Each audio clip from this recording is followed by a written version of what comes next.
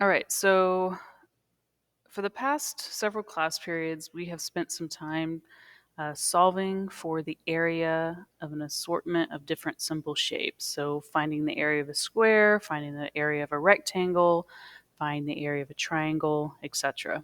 Okay, for this assignment, things are going to get a little bit more complicated because instead of just solving for the area, um, you're going to be faced with the area being given, and you have to then solve for the missing side length. So the direction in which you solve is a little bit different.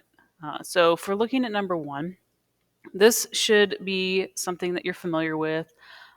There's not really anything new happening here. It says use the sketch below to calculate the area of the square. Add all linear dimensions to the sketch that were used in the calculations. Note each grid unit equals 1 inch. It's really important that you pay attention to each one of these questions and note the corresponding grid unit because sometimes it changes. For this particular question, it's 1 inch. For some of them, it might be 0.25 inches. For some of them, it might just be units. Okay, so what you're going to do is solve for the area of this square and then also dimension out the square appropriately. So I have the square drawn on my grid paper, and I know that this is an 8 by 8 square. I know that because I literally just counted it. So 1, 2, 3, 4, 5, 6, 7, 8. And you'll find that that is the same for the square on your paper.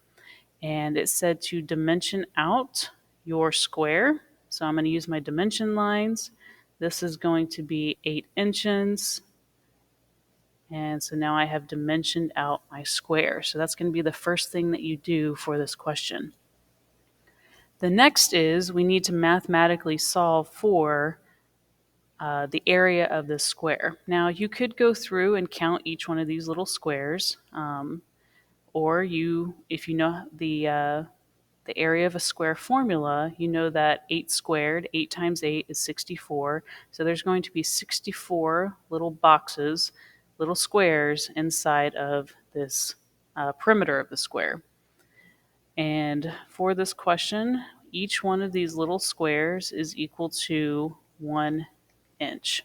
Okay, so mathematically, I'm going to solve for the area of the square. So the formula that I would use is area is equal to side length squared, because a square, all the sides are the same. So I just would take 8 and multiply it by 8 to get the area. So area is equal to 8 squared. Area is equal to 64 inches squared. Okay, so that is the answer that you'd get for number one. Okay, moving on to number two. It says the area of the square represented above is revised to be 90.25 inches squared. Note the original grid spacing no longer applies. So for A, it says, what is the side length of the square? And you'll have to use your new area to figure out what that is. So before, we knew that the side length was going to be 8 inches. Well, that's changed. We don't know anymore because the area has changed. So I'm going to erase this out. Don't know what this is anymore. And I'm going to erase this out because my area has changed. It's not going to be 64 inches squared anymore. It's going to be that 90.25. So area is equal to side length squared. Before, we knew what this was, but we don't now.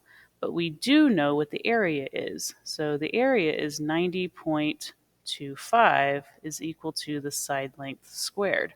Okay. Well, before, what we had to do was square it and then get the total area. Well, that doesn't work now. We have to go the opposite direction. The opposite of addition is subtraction. So to undo it, to undo addition, you would do subtraction. The opposite of multiplication is division. So to undo a multiplication problem, you would divide.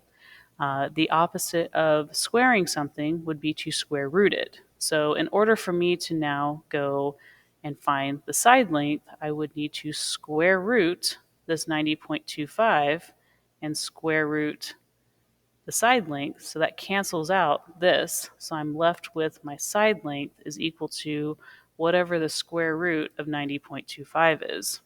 So we have 90.25, and then I would take the square root, 9.5. So my new side length is 9.5 inches. So we know what to put here. This is now going to be 9.5 inches.